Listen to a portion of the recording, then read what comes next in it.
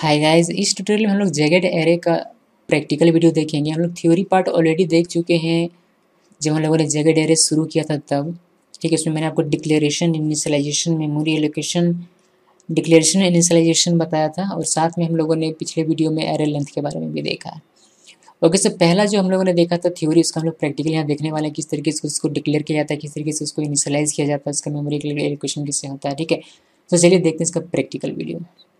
मैं यहाँ डिक्लेरेशन की ज़्यादा बात नहीं करूँगा, बिकॉज हम लोग इसको 1D एरे में और 2D एरे में डिटेल में जान चुके हैं। सब सिर्फ इतना आपको ध्यान में रखना है जब आप जेगेड एरे में काम कर रहे हैं तब, कि जब आप डिक्लेयर करते हैं तब आप लिखते हैं सिर्फ रॉ का साइज, कॉलम का साइज आपको नहीं लिखना, क्योंकि कॉलम का साइज यहाँ अलग अलग हो सकता है, इसलिए यहाँ आप कॉलम का साइज नहीं लिखेंगे। ठीक है, और साथ में आपको हर एक रो में डिफाइन करना पड़ता है कि हर एक रो में कितने नंबर ऑफ एलिमेंट्स होंगे। उसको डिफाइन करने का तरीका ये है। ठीक है, नंबर ऑफ, जैसे कि फर्स्ट रो में यहाँ तो 0 लिखा हुआ है, लेकिन हम लोग ह्यूमन हैं तो हम लोग अपनी भाषा में बात करते हैं कि फर्स्ट रो है मान लीजिए ये, तो उसमें 3 एलिमेंट्स होंगे, सेकेंड रो में 2 एलिमेंट होंगे और थर्ड रो में 1 एलिमेंट होगा। ये लोग थ्योरी में देख चुके हैं। अब कंप्यूटर की भाषा में अगर बात करें तो 0th रो में 3 एलिमेंट, फर्स्ट रो में 2 एलिमेंट एंड सेकेंड रो में 1 एलिमेंट होगा। ठीक है, उसको मैंने इनिशियलाइज कर दिया है। इंडेक्स नंबर वैसे ही बनता है जिस तरीके से हम लोगों ने 2D एरे में देखा हुआ है, इसमें भी वही इंडेक्स बनता है 0 0 0 1 0 2 1 0 1 1 2 0।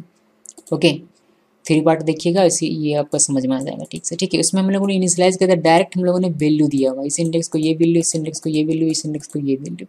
ठीक है, अभी हम लोगों को अगर ये डिस्प्ले करना है यूज़र की स्क्रीन पर, तो हम लोग सिंपली लिख सकते हैं system dot out dot println, और यहाँ आप कोई भी इंडेक्स लिखिए, जैसे कि नाम मैंने लिखा 0 और 0, तो ये आपकी स्क्रीन पर 1 प्रिंट करेगा। इसको रन करते हैं हम लोग, ये 1 प्रिंट करता है। ठीक है, क्लियर है। लेकिन इससे हमें मज़ा नहीं आया। अभी एक्चुअली में सभी जब तक प्रिंट नहीं हो तब तक आपको पता नहीं चलेगा कि ये जेगेड एरे है, इसीलिए इसके लिए हम लोग फॉर लूप का यूज़ करेंगे। ठीक है, फॉर लूप का यहाँ हम लोग यूज़ करने वाले हैं। इसमें थोड़ा सा आपको ध्यान में रखना पड़ेगा, जब आप फॉर लूप यूज़ करते हैं तब यहाँ आप रॉ का साइज 3 लिख सकते हैं, बिकॉज रॉ का साइज जो है फिक्स होता है। बट हम लोगों ने यहाँ नम डॉट लेंथ लिखा हुआ है। नम डॉट लेंथ हम लोग जानते हैं कि ये रॉ का साइज रिटर्न करता है, तो नम डॉट लेंथ क्या करेगा, यहाँ रॉ का साइज यानी कि 3 आपको यहाँ दिखाएगा। इनर फॉर लूप में मैंने क्या किया, इनर फॉर लूप में j = 0, j लेस देन नम, यहाँ मैंने i लिखा हुआ है डॉट लेंथ। आई और इंडेक्स डॉट लेंथ जब हम लोग लिखते हैं तो हम लोग जानते हैं कि ये बताता है कि एक पर्टिकुलर रॉ में कितने नंबर ऑफ एलिमेंट हैं। यहाँ हम लोग ये नहीं लिख सकते कि 0। अगर हम लोग 0 लिख दें तो ये हमेशा फर्स्ट रो के लेंथ को ही डिफाइन करेगा, यानी कि फर्स्ट रो में जितने नंबर ऑफ एलिमेंट हैं, जैसे कि 3 है तो ये इसको 3 से रिप्लेस कर देगा। लेकिन ऐसा नहीं होना चाहिए, क्यों? क्योंकि हर एक रॉ में अलग अलग नंबर ऑफ एलिमेंट्स है, तो ये जैसे जैसे रॉ इंक्रीज होता है वैसे वैसे नंबर ऑफ एलिमेंट भी इंक्रीज और डिक्रीज हो सकता है। ठीक है, सो इसीलिए हम लोग यहाँ आई लिखते हैं। ठीक है, इससे होता क्या है, देखिए ये पूरा फॉर लूप समझिएगा थोड़ा ध्यान से। ठीक है, इसको सबसे पहले हम लोग रन कर लेते हैं, जिससे कि हमें ये समझने में और आसानी होगी। ठीक है, तो इसको मैं रन करता हूँ। ओके, यहाँ आप देख पा रहे हो कि ये 1 2 3 4 5 और 6, मैंने कि फर्स्ट रो में 3 number of elements, second row में 2 नंबर ऑफ एलिमेंट्स और थर्ड रो में 1 नंबर ऑफ एलिमेंट्स हमें दिखाई दे रहा है। ठीक है, अब इस फॉर लूप को हम लोग समझते हैं। जब ये पहली बार रन करता है तो आई का वैल्यू होता है 0, यानी कि यहाँ भी 0 है अभी। ठीक है, ये हो गया 0 आपका।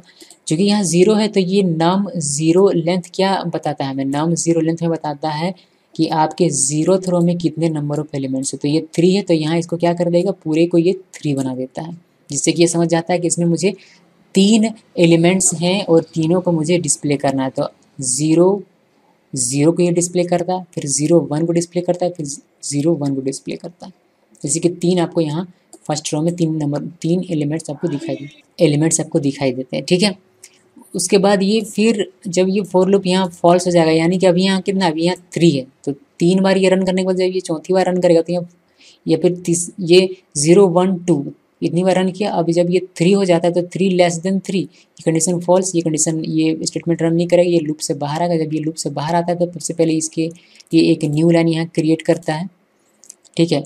और ये यहाँ जाता है, यहाँ जब जाता है तो आई का वैल्यू बाई 1 इंक्रीज होता है। अभी 0 था तो अभी ये 1 हो जाता है, आई का वैल्यू 1, तो 1 लेस देन ये 3 है, रो का साइज फिक्स है 3, तो ये कहता है हाँ कंडीशन ट्रू है, तो इसको एग्जीक्यूट करता है। अभी आई का वैल्यू क्या हो जाता है, यहाँ हमने आई लिखा हुआ था, ठीक है, यहाँ हमने आई लिखा था, अभी यहाँ आई का वैल्यू क्या हो जाएगा 1। तो num1 क्या बताएगा, num1 बताएगा कि num1 यानी कि फर्स्ट रो में 0th रो हो गया, फर्स्ट रो में कितने नंबर ऑफ एलिमेंट्स हैं 2, तो ये जो पूरा है ये 2 से रिप्लेस हो जाएगा, यहाँ हो जाएगा 2।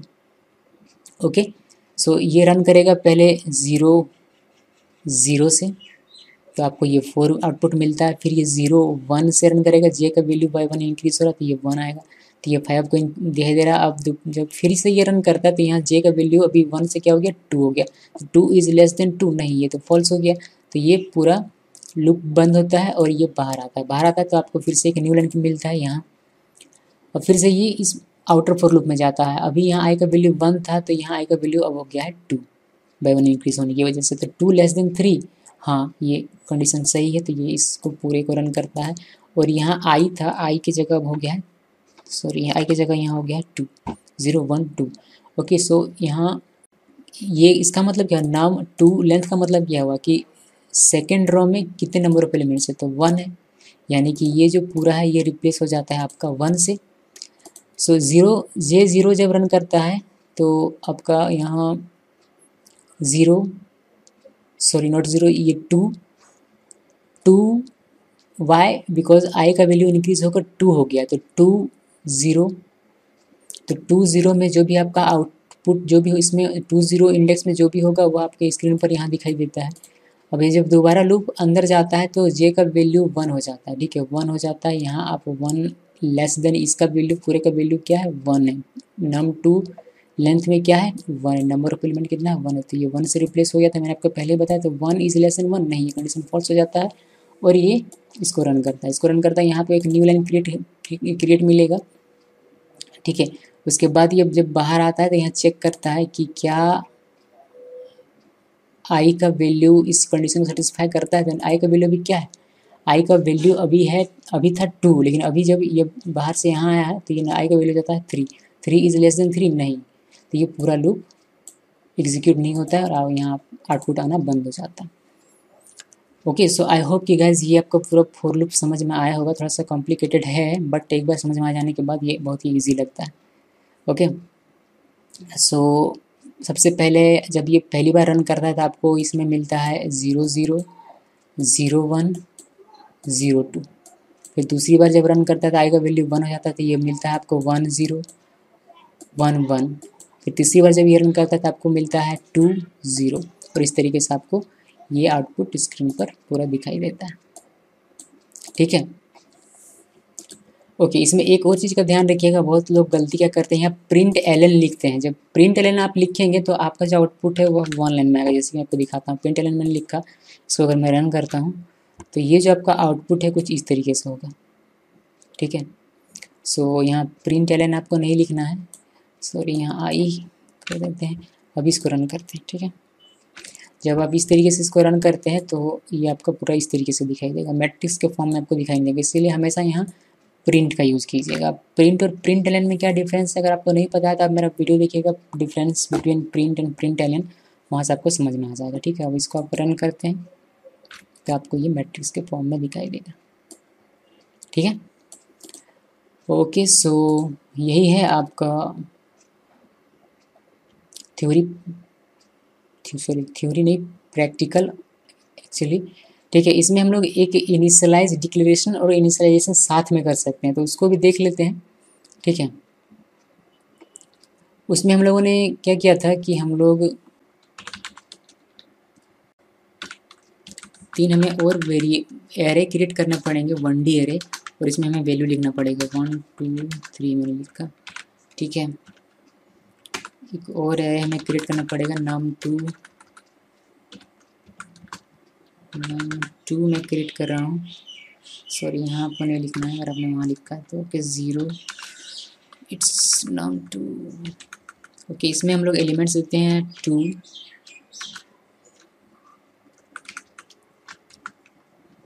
4, 5 मैंने दिया। ओके, और इसको बंद करते हैं। यहाँ एक और क्रिएट करते हैं, इसमें हम लोग नाम 3 लिखते हैं और इसमें हम लोग देते हैं 6, 6।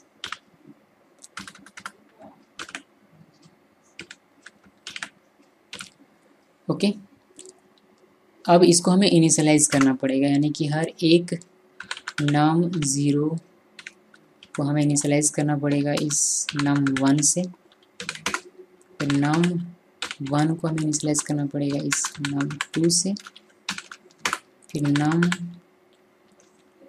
2 को इनिशियलाइज करना पड़ेगा, यानी कि हर एक रो में कितने एलिमेंट्स होने चाहिए वहाँ यहाँ आप उसको डिफाइन कर रहे हैं। ठीक है, ओके। सो इस रो में, यानी कि 0th रो में जितना भी एलिमेंट्स इसमें स्टोर है सभी को इसमें असाइन कर दिया जाता है, यानी कि 3 असाइन कर दिया गया यहाँ। ठीक है, इसमें 2 एलिमेंट्स है तो दोनों एलिमेंट्स को असाइन कर दिया गया है फर्स्ट रो में, और फर्स्ट रो में, और नाम 3 में जो भी है, जो भी एक ही एलिमेंट है इसमें, तो इसका एलिमेंट इसमें असाइन कर दिया गया। ठीक है, अब इसको अगर आप प्रिंट करते हैं तो आपको वही आउटपुट मिलेगा। चलिए इसको रन करते हैं हम लोग क्विकली। F6 प्रेस किया आपने, इसको आप रन करते हैं तो आपको ये मिलता है। ठीक है, ये इजी है। यहाँ अगर आप इसको नहीं लिखते हैं, ठीक है, ये जो है इसको अगर आप ना लिखें, सिर्फ आपने इतना लिखा हुआ है। ठीक है, और अब अगर इसको आप रन करते हैं फिर भी आपको आपका आउटपुट मिलता है, बिकॉज यहाँ वो लिखना ज़रूरी नहीं है, बिकॉज यहाँ आपने इसको डिफाइन कर दिया है कि इसमें 3 एलिमेंट्स ही होंगे, इसमें 2 एलिमेंट्स ही होंगे, इसमें 1 एलिमेंट्स ही होंगे। यहाँ अगर आप एक और एलिमेंट लिख देते हैं, इसकी मैंने यहाँ 8 लिख दिया, अब इसको अगर मैं रन करता हूँ तो आप देखेंगे कि यहाँ आपको 6, 8 भी दिखाई देगा। ठीक है, सो इस तरीके से आप इसको इनिशियलाइज कर सकते हैं। यहाँ अगर आप चाहें तो एक और लिख सकते हैं, इसमें जितनी मर्जी आप उतनी लिख सकते हैं। ठीक है, इसको रन करते हैं दोबारा और देखिए यहाँ। ठीक है, सो इस तरीके से आप जेगेड एरे का यूज़ करते हैं, उसको डिक्लेयर करने के लिए इनिशियलाइज करने का तरीका वही है, यही है। ठीक है, आई होप कि गाइज ये आपको समझ में आया होगा। बस थोड़ा सा इसको ध्यान में रखिए इस फॉर लूप को, कि यहाँ क्या हुआ है, स्पेशली यहाँ जो लिखा जाता है उसको। तो ये मैंने एरे लेंथ, जब मैं आपको जेगेड एरे का एरे लेंथ बता रहा था उस वक्त मैंने काफ़ी डिटेल में इसके बारे में बताया है। आई होप कि आपको समझ में आया होगा। Thanks for watching this video.